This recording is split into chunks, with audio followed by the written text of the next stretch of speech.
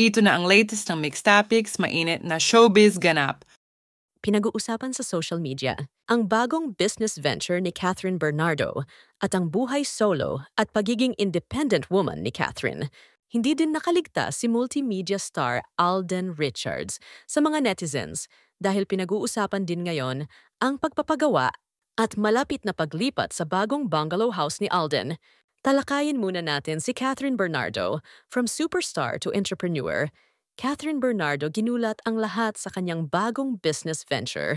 Pinagkaguluhan nga at all eyes on Catherine Bernardo as she officially opens Empolo's newest branch in San Juan. Present nga ang aktres at pamilya ni Catherine sa grand opening at ribbon cutting ng kanyang bagong negosyo. Galing sa sipag at determinasyon, proudly owned and built by Catherine Bernardo. Hindi lang ito ang unang negosyo na pinatayo ni Catherine simula noon pumasok siya sa showbiz. Nagpasalamat naman si Mayor Francis Zamora kay Catherine Bernardo sa pag-i-invest sa kanilang nasasakupan. It was good to see our dear friend Catherine Bernardo at the opening of their Empolo Manila branch here in Green Hills, San Juan. Thank you very much for investing in our city. Mula sa simpleng pangarap ngayon ay isa ng realidad. Kamakailan naman ay nagbahagi si Catherine ng kanyang life update, kung saan ipinasilip niya ang kanyang buhay bilang solo o independent woman sa unang pagkakataon sa kanyang tinutuluyan sa Makati. Wala pang 2 taon matapos ipagdiwang ang pagkumpleto ng mansyon ng kanyang pamilya. Isang proyektong inalagaan niya mula noong 2016. Lumipat na raw si Catherine sa isang residential landmark sa Makati. Ngayon, si Catherine ay napabalitang lumipat na umano sa isang rental private space at One Rojas Triangle, investing heavily in remodeling to turn the unit into her sanctuary ayon sa balita. Bilang box office queen ng bansa na may 2 record-breaking na pelikula, ang isa ay number 1 spot at ang isa ay number 3. At bilang isa sa pinaka-in-demand sa mga brand endorser ng bansa na may 35 active endorsements mula noong May 2025, Catherine's rumored new property is undoubtedly a well-earned win.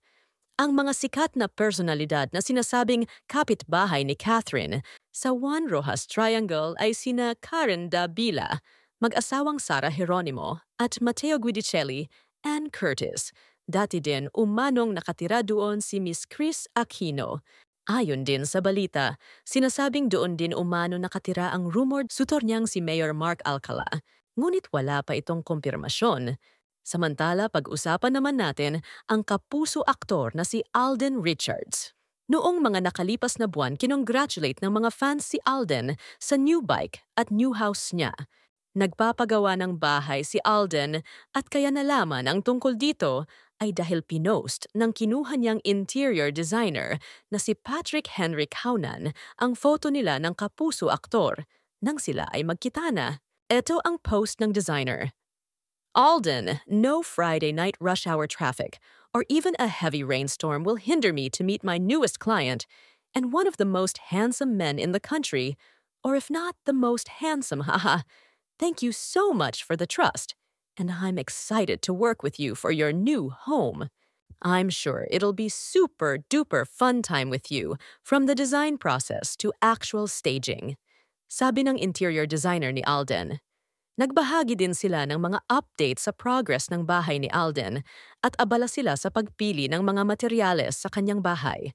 Hindi makakaila na nakaka-inspire nga si multimedia star Alden Richards dahil ibinahagi ni Alden na malapit na siyang lumipat sa kanyang bungalow-style house pagkatapos ng 6 na taon na paninirahan sa kondo. Hindi man ibinahagi ng aktor kung saang city siya titira, pero eventually ay malalaman din. Siniguro din ng aktor na ang perang ginastos niya sa kanyang bahay ay honest and hard-earned money niya ito na lalo pang hinangaan ng mga netizens. Ito ang pahayag ni Alden. Probably I'll able to move early next year po. It's a house, yes, kasi parang, of course, I really appreciated living in a condominium. But eventually kasi parang, I think I've lived in a condominium for almost 5 years. And then right now, parang it's about time tumira naman ako sa bahay talaga. Pero dito pa rin sa Manila, secret lang kung saan, malalaman nyo rin yan soon. Disclaimer, everything came from hard-earned money and clean money, so hindi tayo sasabit diyan. Samantala, busy ngayon si Alden sa kanyang project na Out of Order na streaming na sa Netflix. At masaya si Alden na full support ang kanyang pamilya, mga kaibigan, co-kapuso actors at mga fans.